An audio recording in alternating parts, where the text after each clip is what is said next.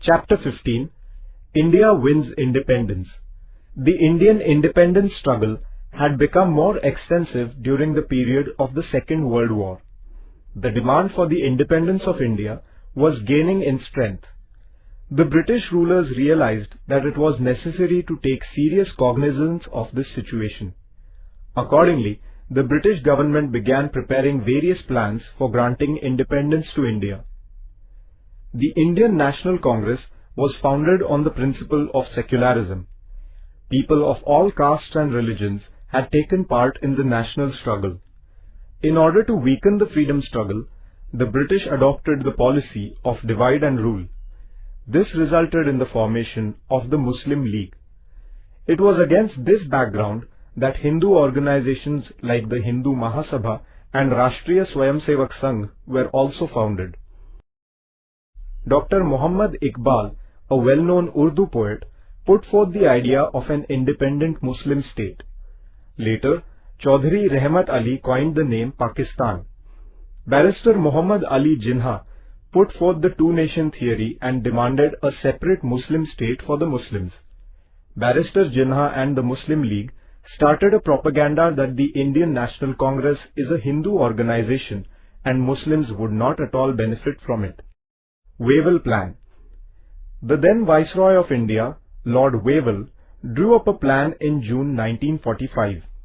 Among the major provisions included in this plan were a proper representation to Muslims, Dalits and the minorities in the central and provincial legislatures and an equal number of Hindu and Muslim members in the Viceroy's Executive Council. A meeting of all major political parties in India was called at Shimla to consider Wavell's plan. However, at this meeting, a consensus was not arrived at. Barrister Jinnah insisted that only the Muslim League should have the right to suggest the names of Muslim representatives to the Viceroy's Executive Council. The Congress opposed this contention. This plan could not succeed. The Cabinet Mission. After the end of the Second World War, the British rulers became favorable to giving independence to India. The British Prime Minister Attlee clarified Britain's policy about India in the Parliament. According to it, the right of the Indians to make their own constitution was recognized. It was made clear that the issues about minorities would not come in the way of India's independence. The Prime Minister also announced that a delegation of British ministers was being sent to India to negotiate with the Indians. The Cabinet Mission, consisting of Pethick Lawrence, Stafford Cripps and A.V. Alexander, who were all British ministers, arrived in India in March 1946. They put England's plan about India before the Indian leaders. This plan is known as the Cabinet Mission Plan. It was proposed to establish a Federation of India comprising the provinces under the British government and the princely states. The Indians would themselves prepare the constitution of the Federation. Till the drafting of the constitution, India would be ruled by the interim government in consultation with the Viceroy. Some of the provisions in the plan were not acceptable to the Congress. Similarly, as there was no provision for the creation of an independent Muslim state, the Muslim League was also dissatisfied. Thus, the Cabinet Mission Plan was not accepted in its entirety. The Direct Action Day. In accordance with the Cabinet Mission Plan, elections were held for establishing a Constituent Assembly in which the Congress secured an overwhelming majority. The Muslim League refused to join the Constituent Assembly. The League strongly demanded the partition of India. It was declared that 16th August 1946 would be observed as the Direct Action Day with a view to explaining the League's stand on the creation of Pakistan. The followers of the Muslim League resorted to violent ways. There were Hindu-Muslim riots all over the country. There were massacres in the Noakhali region in the province of Bengal. In order to put a stop to this violence, Gandhiji went there without giving a thought to his own life. He strove hard to establish peace there. The establishment of interim government.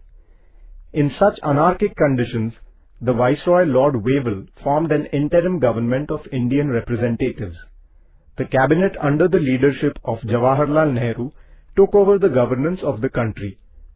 The Muslim League initially declined to participate in the working of the interim government, but later the League changed its decision and participated in the interim government.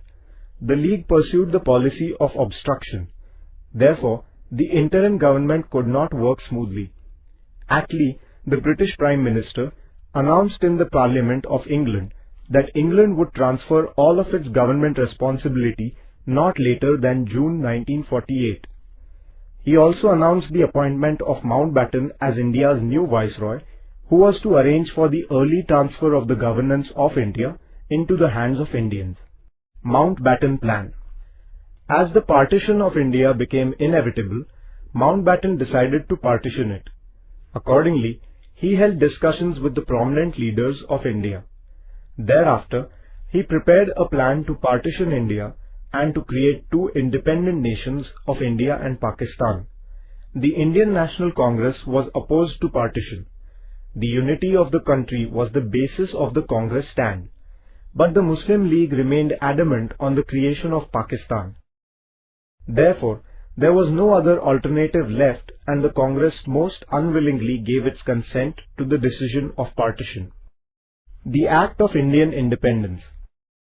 On 18 July 1947, the British Parliament passed the Act of Indian Independence based on the Mountbatten Plan. The Act provided that on 15 August 1947, partitioning India, two independent nations of India and Pakistan would come into existence. Thereafter, the British Parliament would not retain any control over them. The British sovereignty over the princely states would also come to an end. They would be free to join either India or Pakistan or remain independent. India wins independence. India attained independence in accordance with the Act of Indian Independence. A meeting of the Constituent Assembly was going on in the hall of the Parliament House in Delhi till the midnight hour on 14 August 1947.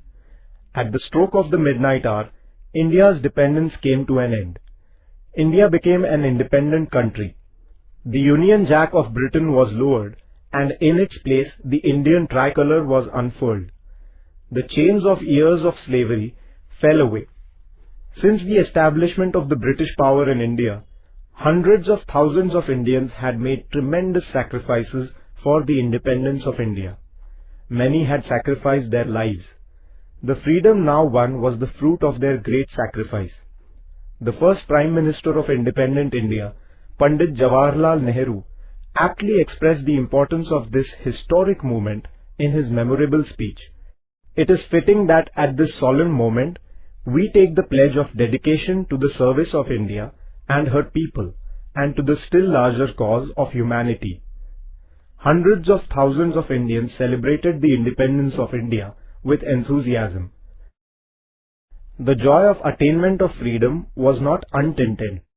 The people of India were grieved because of the partition of the country and the terrible violence.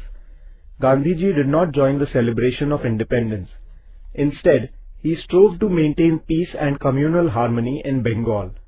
Within 6 months of attainment of freedom, Nathuram Godse brutally assassinated Gandhiji on 30th January 1948. Gandhiji strove day and night to preserve Hindu-Muslim unity and laid down his life in the same cause. India becomes a republic state. The Constituent Assembly started its work of drafting the Constitution of India in 1946.